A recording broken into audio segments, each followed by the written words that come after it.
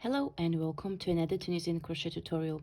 So today we are going to be looking at how to do the simple twisted cable that is leaning left. So in my last tutorial we were looking at a simple twisted cable that is leaning right. So this was the C3 or C6B, and today we'll be looking at a C3 or C6F. So again we will first start with a slip knot. As per usual, insert your hook into the loop and we will chain a multiple. So the cable is worked over 6 stitches, the basic. You can work it also across different multiples, so you can have multiples of 8 and so on.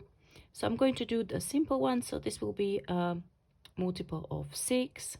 So I'm going to chain 1, 2, 3, 4, 5 and 6. Then I'm also going to add 2 for the edge stitches, 1, 2, and I'm going to have background of Tunisian purl stitches, 2 on each side. So that's 1, 2 and 1, 2. Once you have your desired number of chains, you will then turn your chains around and you will work into the back bumps of your chain stitches. You will insert the hook from front to back, yarn over and pull up a loop. You will repeat that for every single of these chains until you get right to the beginning where you started chaining. So the number of loops on your hook should correspond to the number of chains. And Tunisian crochet, as you might know or might not know, is worked in 2 steps, the forward and return pass. So on the forward pass you are adding loops on the hook, and on the return pass you are working the loops of the hook. So I am now on the last chain. I will then continue with the standard return pass, and standard return pass is worked the same for all the rows of this simple stitch pattern as follows: yarn over, pull through 1, and then yarn over, pull through 2. So you will keep on repeating yarn over, pull through 2 all the way across the row to the beginning. And that's your foundation row, or row number 1. We'll then progress to row number 2, and this is where we will set up for the cable. So what I like to do before I actually do the twist on the cable, I like to have another at least 1 or 2 rows of setting up the stitches for the cable, so the twist is not right at the beginning at the bottom, which will distort the bottom edge. So what we are going to do is we are going to work 2 Tunisian purl stitches on each side, and then the middle is for the cable, and this will be Tunisian knit stitches. So we'll do 6 Tunisian knit stitches in the middle, 3, 4, 5 and 6. We'll now work 2 Tunisian purl stitches and an end stitch. Okay, and continue with the standard return pass. For row number 3, I'm going to repeat row number 2 to have that set up for my cable with a bit of a space at the bottom of the stitch pattern. So I'm going to let you to go ahead and repeat the row number 2 again. And for the next row, row number 4, that's where I'm going to perform the twist. So we will work first 2 Tunisian purl stitches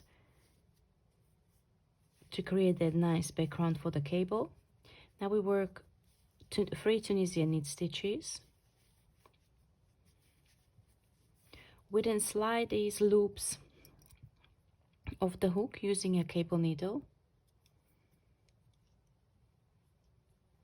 like so, and we will hold these stitches at the front of the fabric. Then work 3 Tunisian knit stitches, 3. We work these stitches now off the cable needle back onto the Tunisian crochet hook, like so, and work 2 more Tunisian purl stitches, 1 and 2, and an end stitch. Now for the return pass, it's also standard return pass. However, as you can see, the stitches, when we change the order of the stitches got shortened, and there is a pulling on the fabric, so it might be a little bit tricky to work it as a standard return pass. I'm just going to go and show you how I do that. Now I'm getting to the section where the stitches are crossed, so I'm going to just go really slowly just to make sure that I'm just working yarn over pull through 2 and not missing stitches or working the stitches in the incorrect order.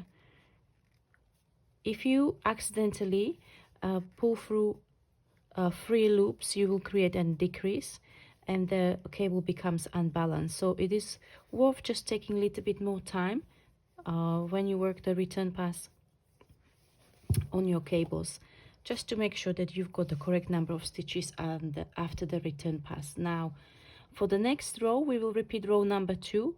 However, it might get a little bit tricky as we are coming close to the section where we cross the stitches again. So what I like to do is this is the cross. You can see it looks like a little bit of a mess, but you can just separate the stitches.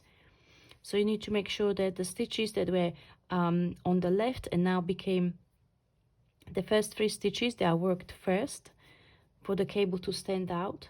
And I like to separate them and separate the stitches individually, so I'm actually working between the front and back vertical bar as the Tunisian knit stitch should be worked. Again, this first row might be a little bit tricky after you work the twist or the cable, and it's worth just to take a little bit more time to work this. The consecutive row will be much easier, and then once you get a hang of this, it becomes really easy for you to see where your stitches are.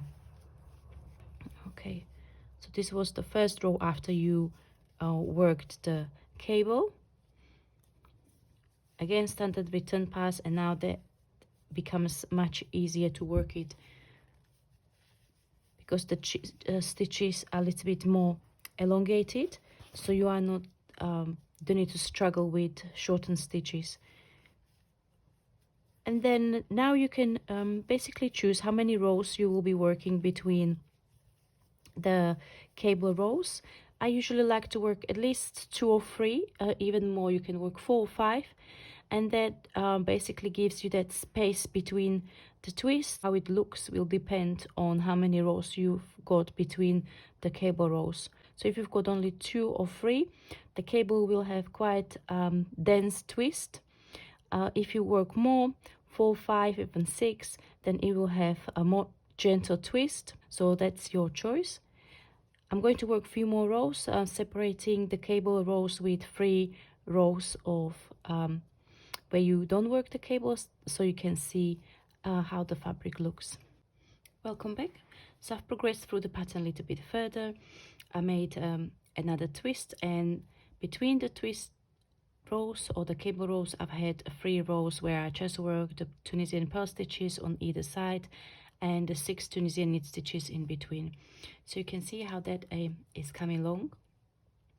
Okay, if you've got any more questions about this simple cable stitch pattern, please let me know down in the comment section, and I'll get back to you.